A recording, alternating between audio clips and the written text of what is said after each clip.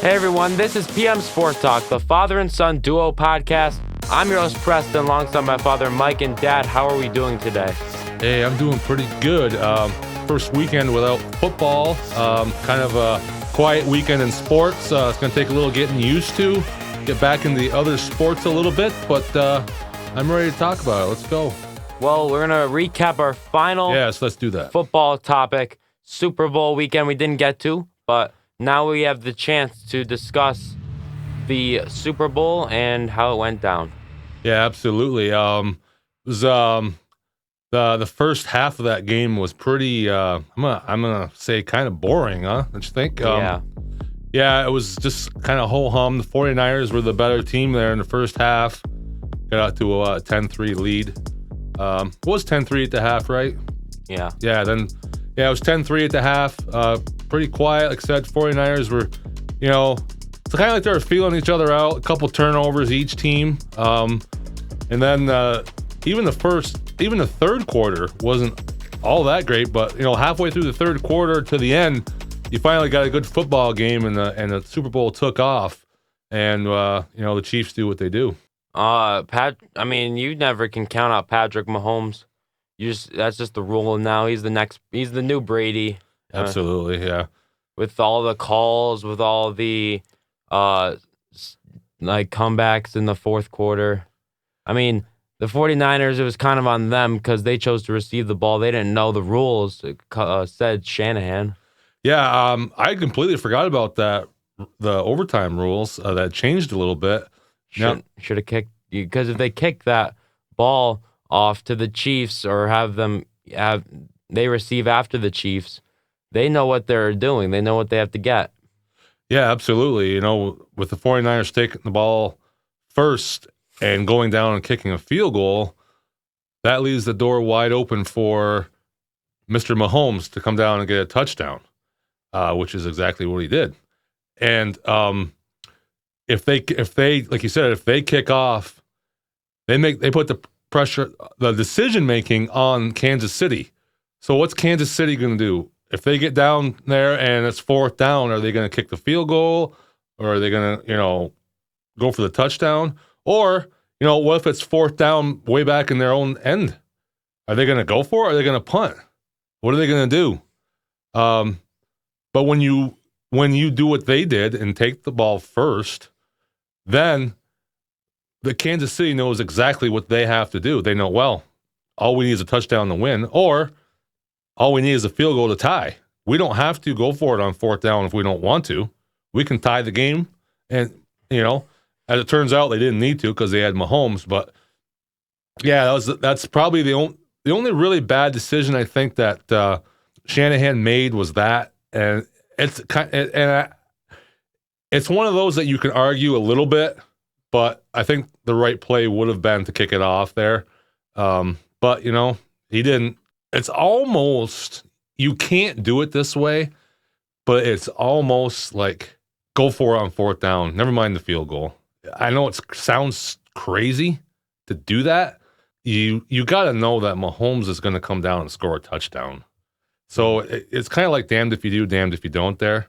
Kick the field goal and hope that they bog down and they have to kick a field goal too. But, man, you're really playing with fire there.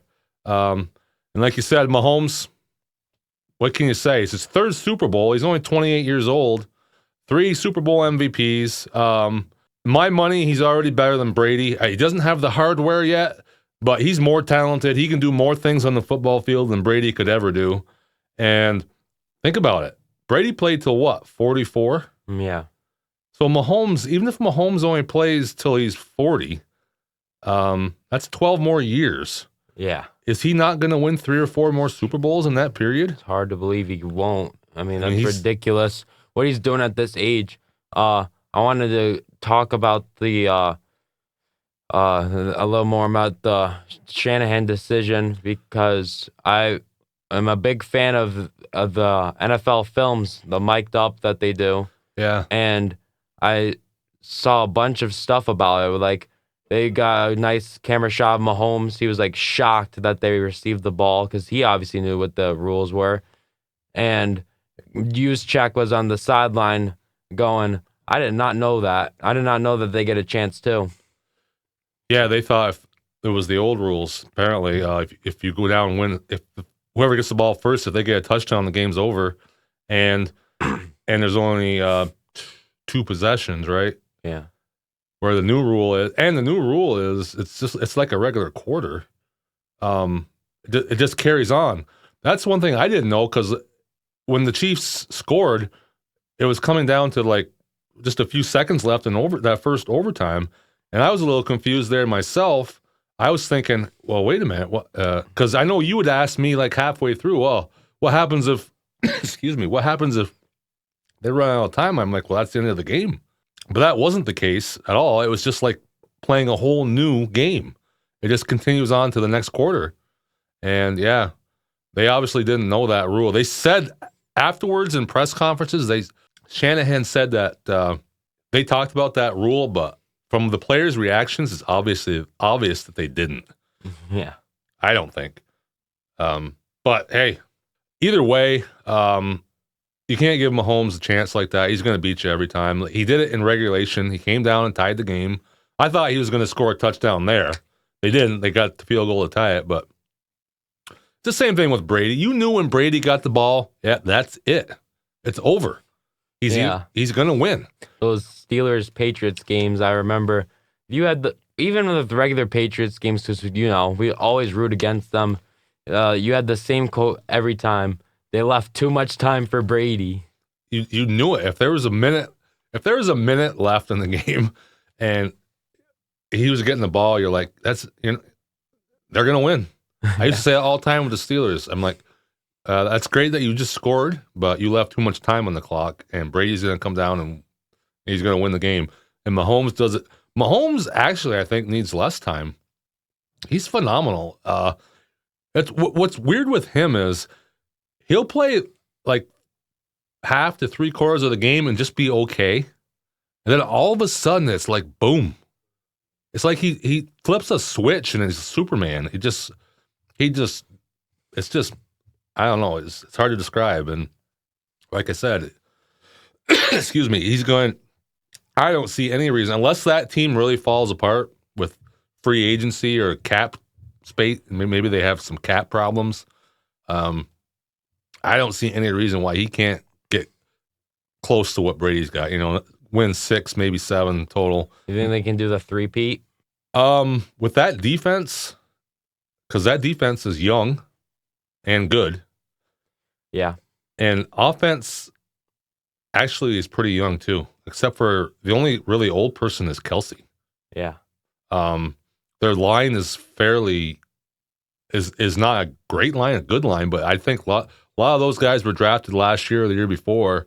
So I don't see any reason why not. I'm going to get another guy in the draft for a receiver. Yeah, they needed a receiver. Rice came on. He played pretty good.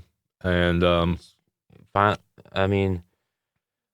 let's see who else they got. I mean, their receiving room is kind of like Scantling. He's their receiver 2. Yeah, they're receiving Justin Watson. They're definitely going to draft somebody. Yeah, that or pick up somebody in free agency or something. But I don't know if they can do that with their cap. Yeah, I don't know either. I mean, I think Kelce has one more good year in him. I did see him decline a little bit this year. Yeah. Plus, he's distracted off the field, obviously. So I see one more good year, one more really good year out of Kelce. Good to really good year, and then I think he's going to really drop off. But yeah, the rest of that team, that defense, yeah, I think they can three-peat. Will they? I don't know, but I would not be shocked if they do it. I mean, who in the AFC is really that good? I mean, that's that you think is going to be way better than them. The Bengals keep Higgins and stay healthy. If Burrow stays healthy, the Bengals can do it. But their defense isn't great, though. No, that's their only problem. The Ravens will probably still be good. The Bills, Steelers with Justin Fields. Yeah, Steelers with Justin Fields. Yeah, well, that's something we're going to talk about, I think. Maybe. It's so it's hard to predict it right now. But I don't see any reason why they won't be right there again. I could see them having the same kind of year next year, just kind of like, decent year, but, get into the playoffs and then see, that's just it with that team, with that quarterback. They don't have to have home field. They can just win their, get into the playoffs, win 10, 11 games, and then turn it on. As long as that defense is solid, like I think it will be, I don't see any reason why they can't. Sick of all the yes. We talked a lot about Travis Kelce. I want to bring up something that like people say he's better than Gronk. I mean, he's not even the greatest Chiefs tight end of all time.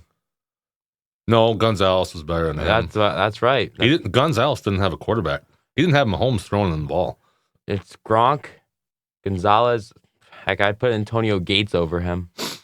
You could. Obviously, Kelce's probably going to end up with better numbers than those guys because of the era he's playing in. Yeah. It's a passing league now. Mm-hmm. Those guys, like Gonzalez played, it wasn't a passing league. It was different rules. And so he was excellent. You look at Gronk, though, he is so much more dominant and he's not soft like Kelce.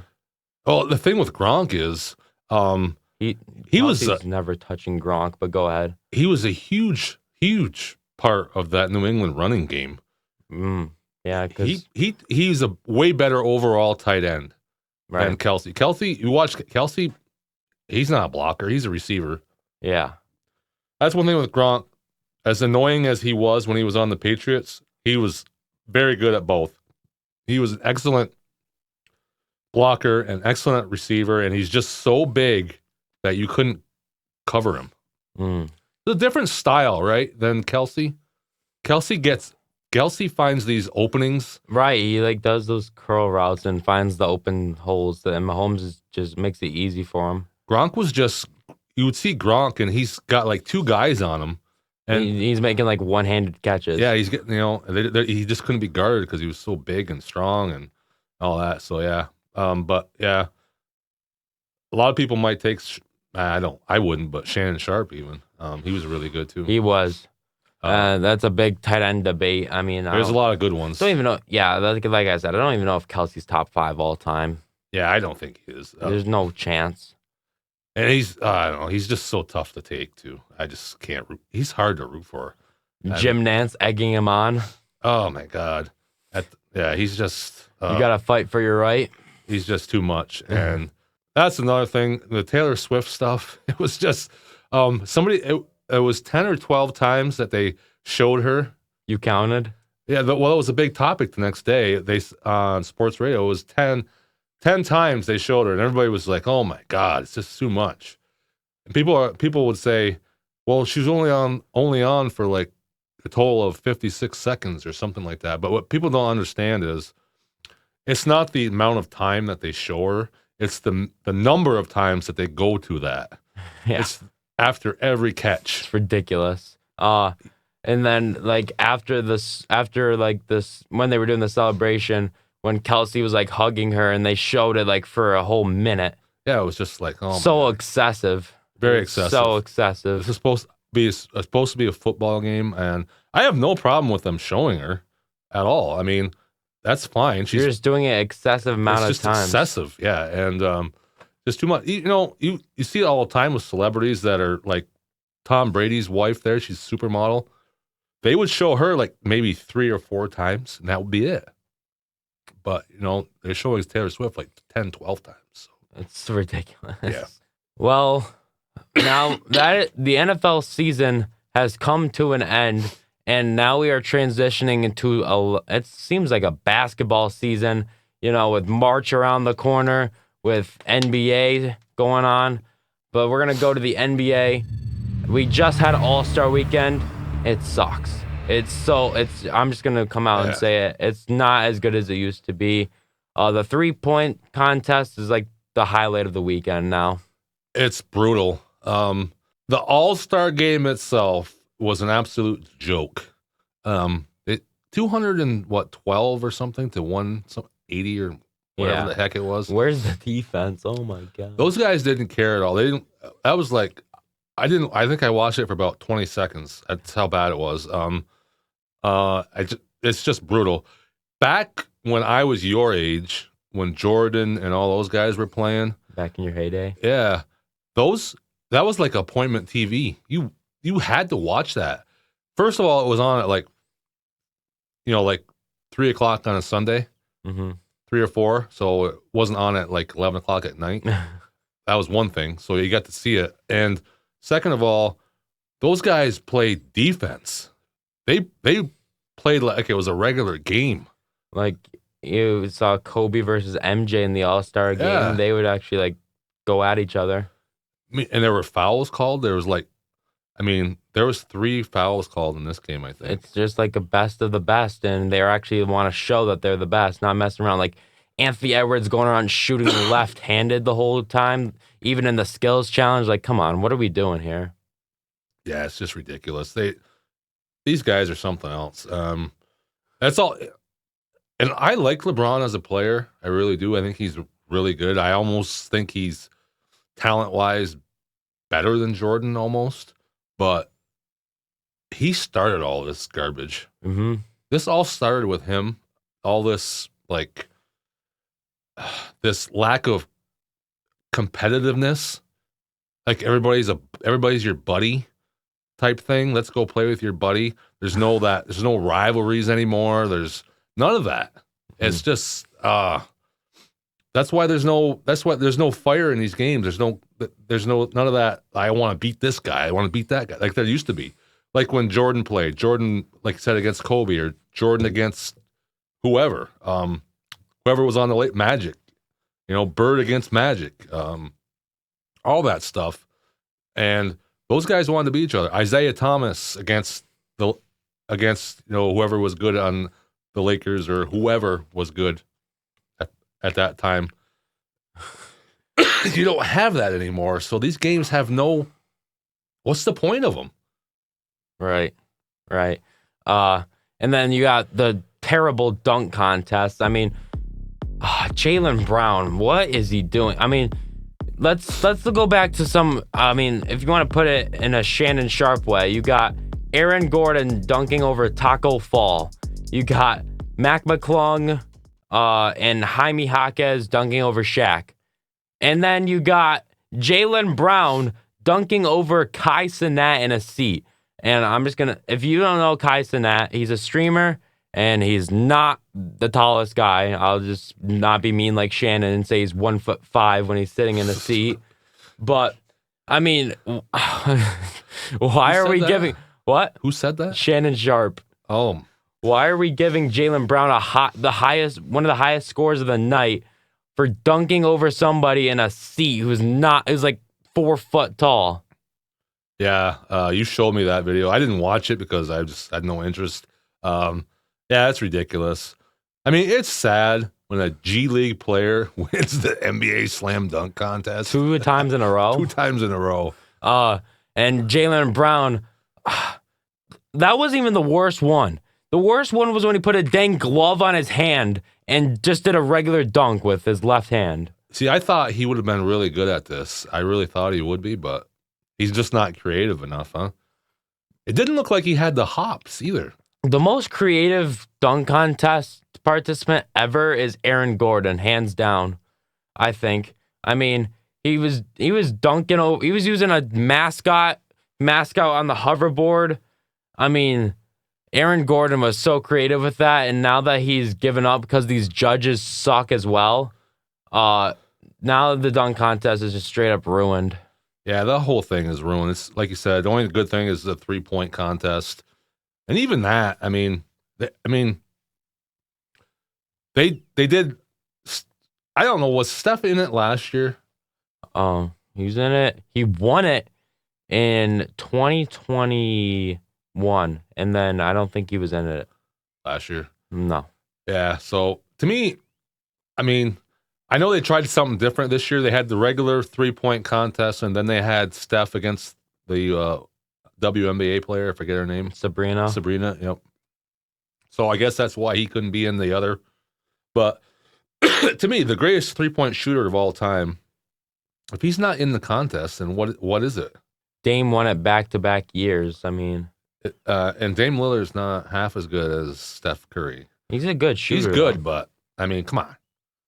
I mean, there's a bunch of good shooters in there, though. I mean, I know Steph could have a bad day and not win it, but if he's just playing normal, he's going to win that every time. Yeah, that's probably why he's not in it. Maybe that's why he's not in it. Yeah, but anyway, just that whole weekend. Even got Stephen A. Smith saying that they should just cancel the whole thing. He said, "Don't even do it anymore." He's done with it. He said, and that's shocking because he's Mr. NBA. So even he's like, This is just travesty. He said that these players don't care. They don't put any effort into it. It's ruined. I mean, LeBron, as you said, you started the whole thing, and there's no competitiveness. There's no, even in the contest, they don't even want to do it. So and it's just a carryover of the NBA regular season. They don't want to play those games either. I mean, you brought up Jalen Brown. He was quoted the other day saying that he thinks that the most games you should have to play to win any awards is 58. What? It's already down. It's 65 now. How low do you want it to go? That's so stupid. You only gonna play half a season? I mean, he's the highest paid player in the NBA right now. He's got the biggest contract ever, and he wants to play less games. I don't understand. You get paid to show up and play. What about Jimmy Butler? You know how many games he's played out of 57? 35. Yeah, I mean, but he's been actually hurt. I don't think Jimmy's the type of guy to sit out. He is. No, he's not. He doesn't play the regular season. In the playoffs, though. That's the problem, though. He doesn't want to play in the regular season. He just wants to play in the playoffs. Yeah, well, how are you going to get to the playoffs if you're not playing in the regular season? Well, what they're doing is they're just playing just enough to get into at least the top 10 and then go from there. They did it last year. I know Jimmy's out for a personal matter right now. Yeah, but still, if you look at last year, look at what he played. I mean, last year he didn't play much either? No. He took a lot of games off. And look where they got to the NBA Finals, so why are they going to try any harder this year? They talk about how Jimmy Butler and Anthony Edwards in the playoffs are they're quote unquote MJ's son. MJ doesn't sit out games. Yeah, that's what I mean. Probably played 79, 80 games. He missed 1 or 2 games a year, and that'd be it. Unless I don't think he ever had a major injury. So it's a total different mindset. They want to play. They just want to get paid. They don't think they need to play. It's a slap in the face to the fans, the people that are paying to go see them. Yeah, that's why fans would rather spend their money to go watch college games. Absolutely. At least they're trying. Mm-hmm. I've always felt that way. I've always loved college better than the NBA because of that reason. The games are more exciting. Yeah, I noticed this year I started to get more excited for college basketball on Saturdays than NBA in regular season. I just can't get into it. I mean, I can get into it when playoffs. Playoffs, yes. Regular season though, I just can't watch it. I mean, I can watch college basketball all the time because they're fighting to get to that tournament. They only got 4 years, unless if you're spamming eligibility rules, then. But they're fighting to get into a tournament that they want to play for by the end of their college career. I mean, they have to. The games matter. You have to win to get into that tournament, and it's not like the NBA where you can just kind of coast. And it's just so much more exciting. Plus, they're except for the superstars, the other guys are trying to show that maybe they can make it to the NBA. Yeah. So they're trying as hard as they can. Trying to get the money, I mean. Yeah, so it's just way more exciting. I've always felt that way. Plus, it's one and done. When you get to the tournament, it's one game and you're out. Right. So there's so much more pressure, just more drama, and it's just great. That's why that NCAA tournament does so well. Yeah, I want to go to college basketball because there's a major upset on Saturday. Oh, yes. I forgot.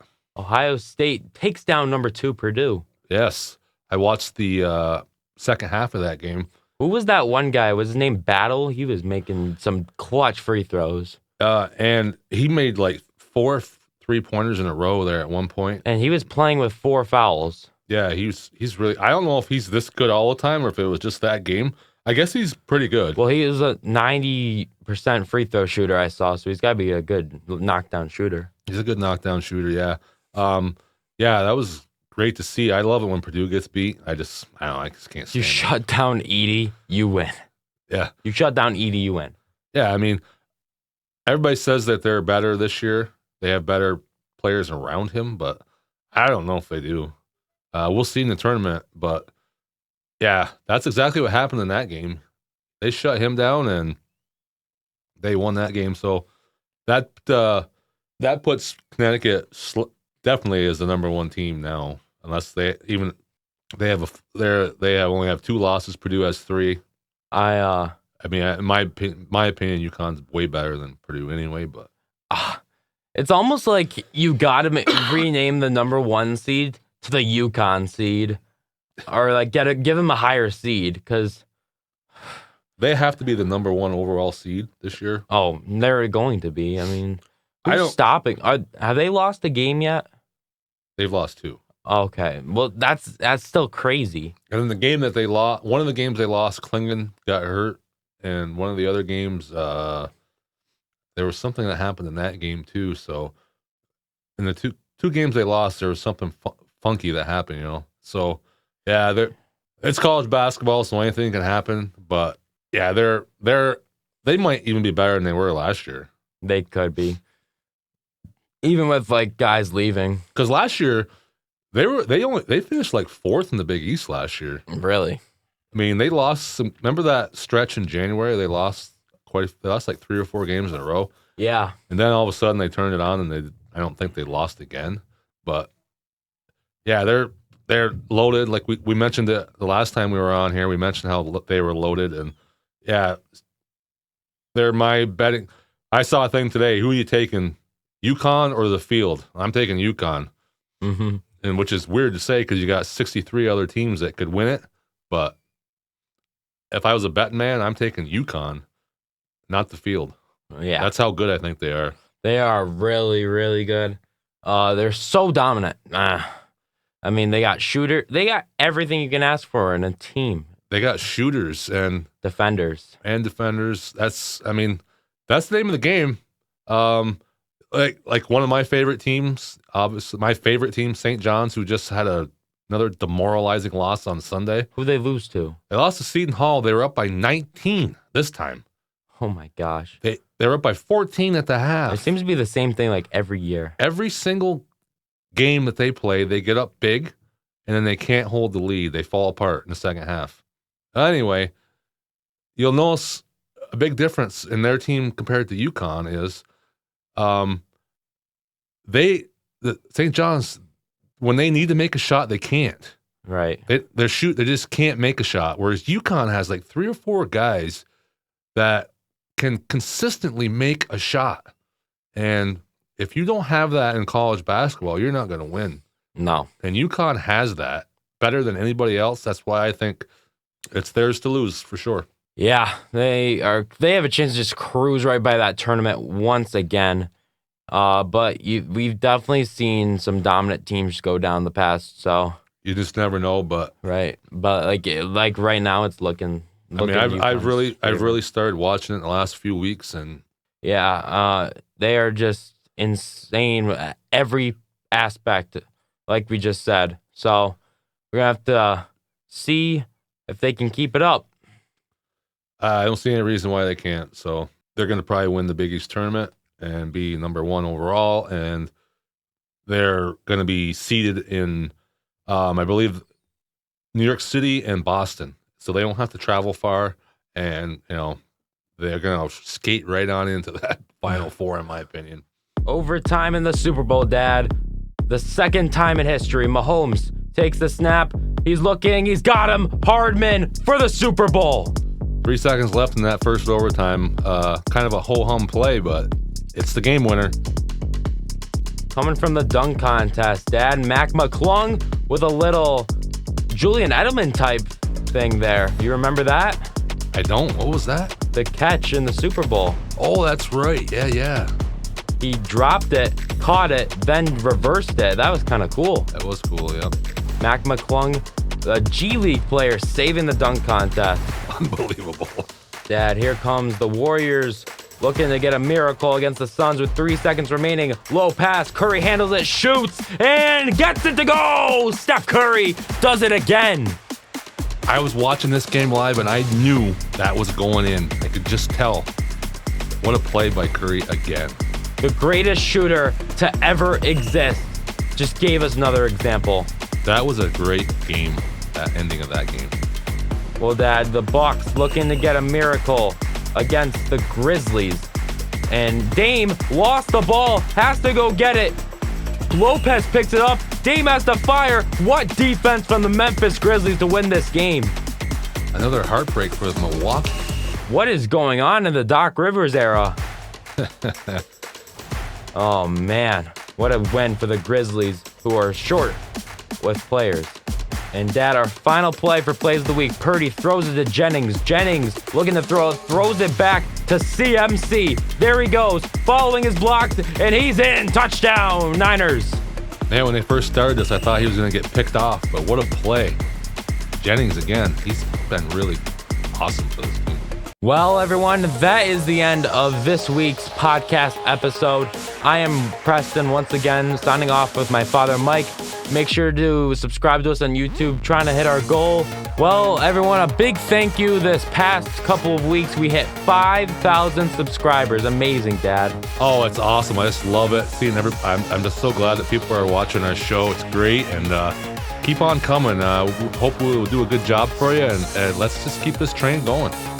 Absolutely. Well, everyone, thank you for watching, and we'll see you on the next episode. Hey, if you like what you see, you can subscribe down below, and you can listen to our podcast at any time. And also, if you want to reach out to us, you can reach us at pmsporttalk@gmail.com. Also coming soon is a website. Thank you all for listening. Have a good one.